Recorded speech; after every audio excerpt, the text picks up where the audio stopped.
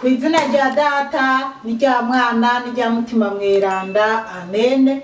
Bene wacu dusangiye ukwemera muri Yezu Kristu, ndabaramukije mw'izina rya Yezu Kristu. Nitugire Kristu, dusabikanye ijambo ry'Imana riri muri Bibiliya. Turazirikana inyandiko za Yakobo, ikete ry'umutumwa Yakobo. Ndi ku kigabane cyaho cya mbere kuva ku karongo ka mbere kugera ku ka 12. Ijambo ry'umutwe riravuga ngo, irya mbere rivuga ngo indamutso. Jewe Yakobo, umusuku w'Imana n'uw'umukama Yezu Kristu, ndaramukije abo mu miryango 12 bangarijwe mu makungu. Akamaro k'amagorwa. Bene wacu, nimwakirane akanyamuneza ibibagenza byose igihe bishaka kubagwako mu buryo bwinshi. Mumenye yuko ibigeramiye ukwemera kwanyu bibatera kwiyumanganya, ariko ubwo bwimanganyi bubatuma gukora igikorwa gishemeye, kugira ngo mube abantu babushitse kandi buzuye, batagira amahinyu no mu kantu na gatoyi. Nihagira muri mwebwe uwukeneye ubwitonzi, nabusabe Imana igabira bose yitonze kandi atawe ikankamira, nawe ntazobura kuburonka. Ariko nasaba yemera ataco akekeranya, kuko uwukekeranya ameze nk'ibisebuzi by'ikiyaga umuyaga ucurika ucurura. Uwo muntu ntiyibwire ko hari ico umukama azomuha, kuko ari umuntu w'imitima ibiri, ahindagurika mu nzira ziwe zose. Mwene wacu yicisha bugufi, nahimbagwe nuko Imana izomutera iteka. Umuntu nawe ahimbagwe mu kwicisha bugufi kwiwe, kuko azozimangana nk'amashurwe yo mw'ishamba. Nkako izuba rirarasa rigaturira rikumisha ibyatsi, amashurwe yabyo agahunguruka, ubwiza bwayo bukaba buheze. Uko niko umutunzi azoyonga mu ngendo ziwe. Hahiriwe umuntu yiyumanganya mu bimugenza, kuko niyamara gushimwa azoronka urugori rw'ubuzima umukama yemereye abamukunda. Bene wacu muri Kristu Yezu, iri ni ijambo ry'Imana. Dushimiye Imana. Aleluya, amen, aleluya, aleluya, amen, amen. Bana b'Imana, turabona ngo ikete ry'umutumwa Yakobo. Yakobo ni mu batumwa 12 ba Yezu Kristu. Turabona indamutso. Jewe Yakobo, umusuku w'Imana n'uw'umukama Yezu Kristu, ndaramukije abo mu miryango 12 bangarijwe mu makungu. Yakobo arishingira intaha akavuga ati, jewe Yakobo, umusuku w'Imana n'uw'umukama Yezu Kristu. Yakobo umusuku w'Imana akaba n'umusuku wa Yezu Kristu. Ariko araramutsa abari banyabagiye ku isi yose, ngo aramukiza abo mu miryango 12 bangarijwe mu isi. Aba nabo ni bene Yakobo canke se bajya twitwa abanyisirayeli, kandi sibo twitwa bajya abanyisirayeli n'ubu bariko baragwana. nibo yari kararamutsa, kuko niwaba usoma Bibiliya canke niwaba uja mu misa ugategera ibisomwa biza biravugwa ukuntu baba bariko baravuga abanyisirayeli, ego muzohunga bizogenda uku, nzobagarura ku ikiganza cyanje, nzobagirira neza. Rero abanyisirayeli tuzi ko bari abantu Imana yari yatoye ko boba special, ari nabo bari gukwiza inkuru nziza mu isi yose. Rero bagiye bahura n'ibigeragezo, batotezwa kuva kera mu Misiri. Rero nibo Yakobo yari kararamutsa, kubera n'uyu munsi bajya bo mu miryango 12 baranyabagiye hajya muri Isirayeli, hazwi imiryango 2, uwa Benjamin ariwo na Nyatabu uja perezida wa Isirayeli, kwanza si perezida ni premier ministre. Akamaro k'amagorwa, agira babwira akamaro k'amagorwa. Kabiri haravuga ngo bene wacu ni mwakirane akanyamuneza ibibagenza byose, igihe bishaka kubagwako mu buryo bwinshi.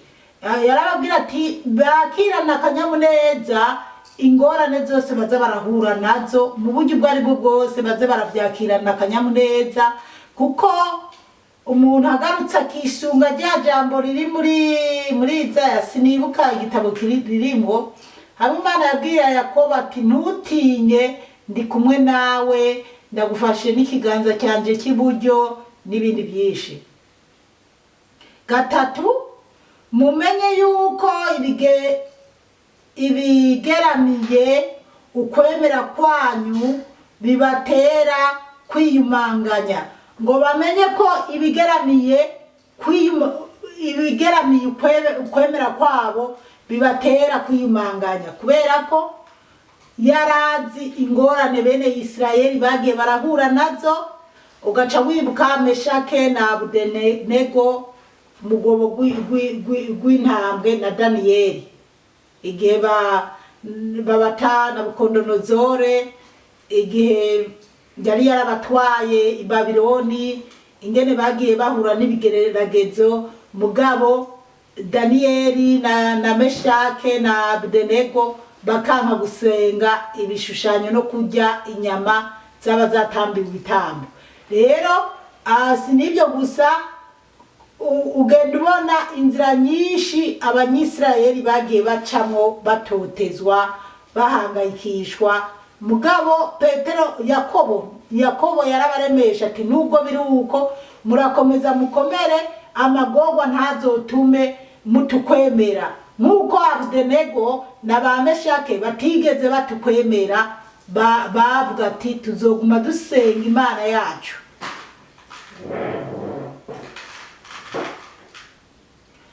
Kandi haravuga ngo ariko ubwo bw'imanganyi bubatume gukora igikorwa gishemeye, kugira ngo mube abantu babushitse kandi buzuye, batagira amahinyu no mu kantu na gatoya. Gatanu haravuga ngo nihagira muri mwebwe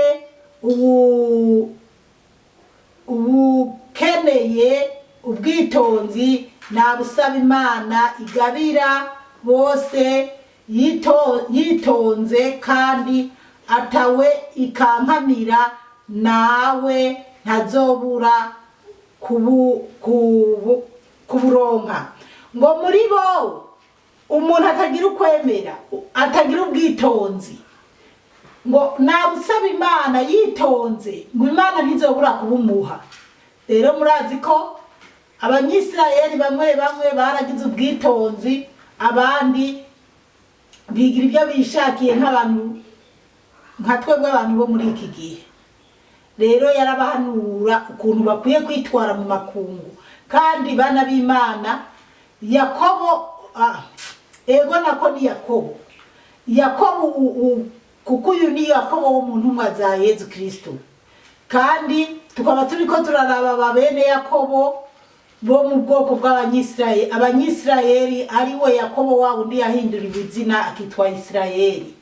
Rero uyu Yakobo yasengera bene Yakobo, yamenye ibibazo abakomoka kuri Isirayeli bagiye barahura nabyo, kuko na Yesu Kristo yavuye mu ijuru asanga ubwoko bw'abanyisirayeli bwaratotejwe, bwarangajwe, hariho n'imiryango yazimye.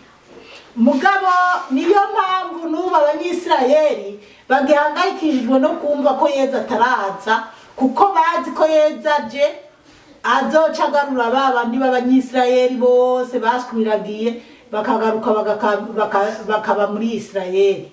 Ariko bobo uko babyiyumvira siko biri, kuko Yesu Kristo ntiyari kuzira bene Yakobo gusa canke bene Isirayeli gusa, Yesu yazisi yose. Rero uyu Yakobo rero yabahanurira kwitwararika gusenga, gusaba ikintu icyo ari cyo cyose Imana cyotuma umuntu w'umunye aturuka kuri Isirayeli wese canke yitwa umunyisirayeli wese agira ukwemera no guhagarara gushitse.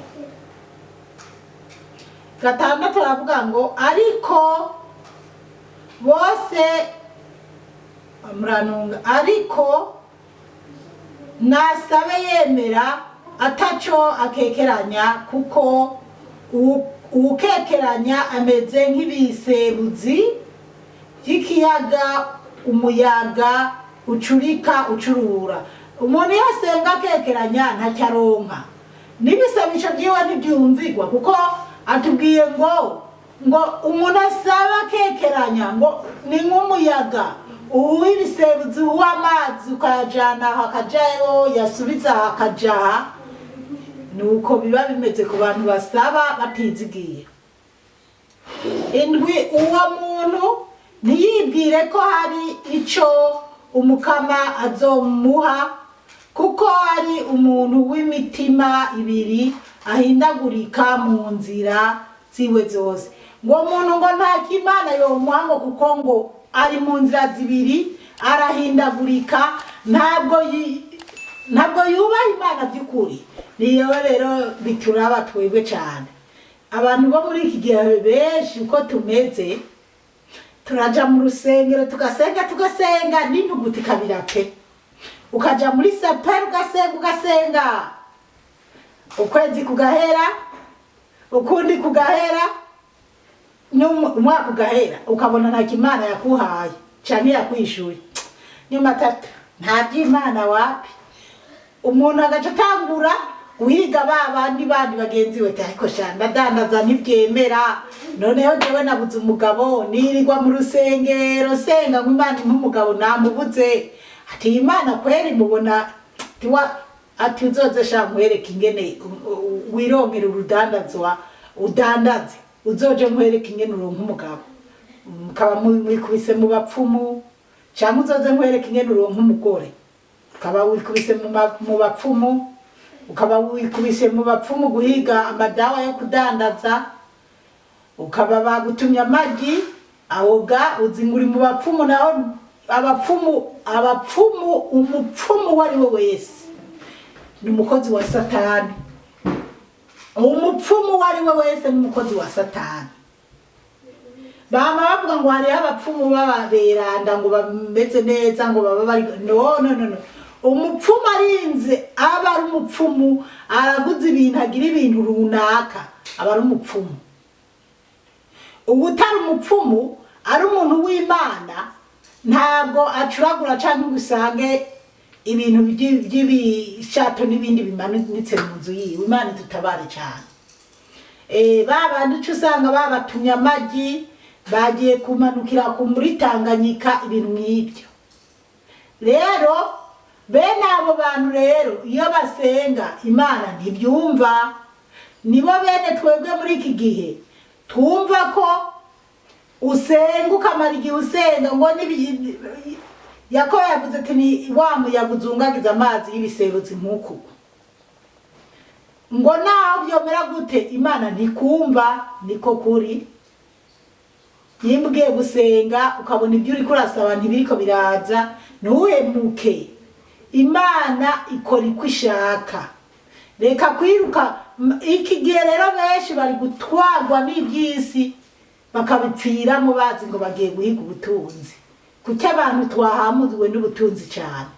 Nyamara iyo umuntu yitonda akagenda buke yizeye, usiduka Imana yagushikanya ahantu utaruzi, ukabona ibyo udandaza biremera, ukabona abakwizera ni benshi, abaguhamagarira mu kazi ni benshi kubera kwizera. Imana yo mu ijuru iduhe kubitahura cyane.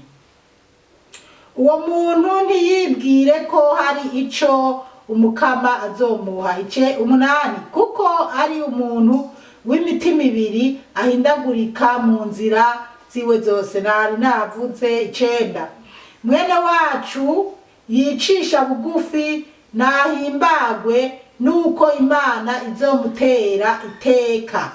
Ngo mwene wacu, mwene wanyu, mwene wabo na Yakobo, umuntu wese yicisha bugufi ngo nanezerwe kuko Imana izomutera iteka. Haleluya, amen.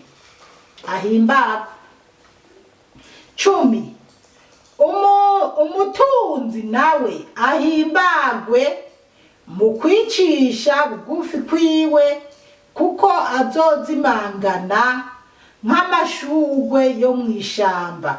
Aracira agace abatunzi nabone ngo nibitonde bagende neza ubutunzi bafise, ngo kuko ubutunzi bwabo buzozimangana nk'ifu y'imijira, buzozimangana nk'amashugwe yo mwishamba ayangi ku munota umwe, mu wundi munota ugasanga ku mugoroba yumye. Imana yo mwijuru iduhe kubitahura cyane. Umutunzi yitonde. Kandi hariho abatunzi batunze neza bari muri Yesu Kristo, abo ni sawa, niko Yakobo abahanura. N'abandi ntazi ibyabo, reka tubandanye twumve ingene Yakobo abivuga. Nkako izuba rirarasa rigaturira rikumisha ibyatsi, amashugwe yabyo agahunguruka, ubwiza bwayo bukaba buheze. Asiguye bya bindi ku mutunzi. Ariko arasigurira abatunzi ubwiza bw'amashugwe n'ingene umuyaga yahuha.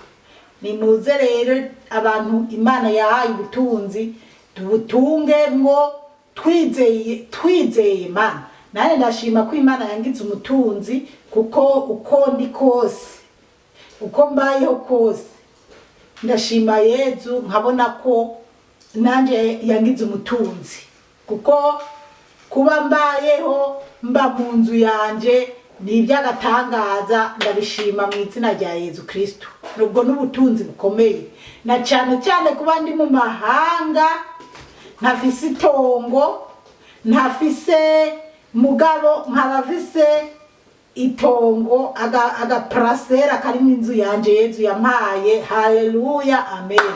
Warakoze Yezu kungira umutunzi. Yezu azarampa kwitwara neza, kuko harabona uhonyora ati jewe mba mu nzu yanje ndakaze, nawe urapanze, nawe ugize gutyo. Yezu we uzompe kutirata mwami wanje, kubera abatunzi ingorane bafise canke dufise. Uwambaye nabi uramuhonyora, uwambaye nabi umugwiza n'ubusa, uwubaye hapanze bamwirukanye mu nzu uratwenga. Imana yo mwijuru dutabare cyane.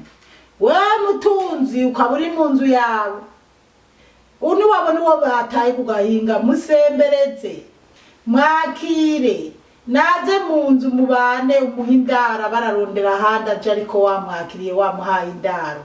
Imana yo mwijuru iduhe kubitahura cyane. Reka tubandanye nkako reka tuje ku 8. Uko niko umutunzi azoyonga mu ngendo ziwe. Ariko aracyabwira abatunzi uko bazoyonga mu ngendo zabo nibaramuka bitwaye nabi, bakifata nabi. Nukuri bana b'Imana, hariho abantu abatunzi kirato gusa, atani inzu afise, atani pikipiki afise, akaba atunze ikirato kiza gusa yagiriwe ubuntu akaronka amahera yo kugura cyane icyo kirato yakiguriwe n'umuhabara akaba yafise ikanzu nziza y'agaciro abandi badafise yayikuye no mu busambanyi wanashaka cyane yayikuye mu bindi murazi sindiko ndavuga abakobwa gusa ndiko ndavuga n'abahungu bagurirwa impuzu n'abasugamami abamama murazi ubu muri iki gihe ko hari abamama b'imyaka 80 50 nk'ubu abamama nk'uku kwanje